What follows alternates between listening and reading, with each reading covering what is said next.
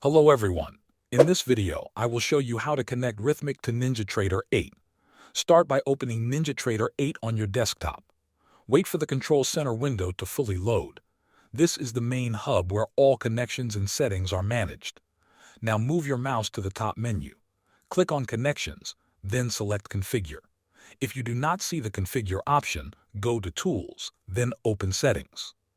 Inside the Settings window, look for an option called Multi-Provider. Enable this option, then close the platform and restart NinjaTrader 8 so the change can take effect. Once the platform is open again, return to Connections and click Configure. You will now see a list of available connections on the left side.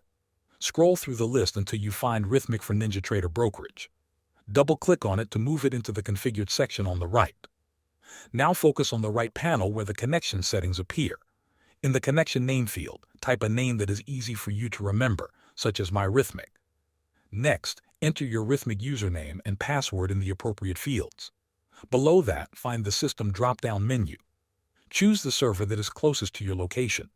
For example, if you are in the United States, you can select Rithmic Paper Trading Chicago.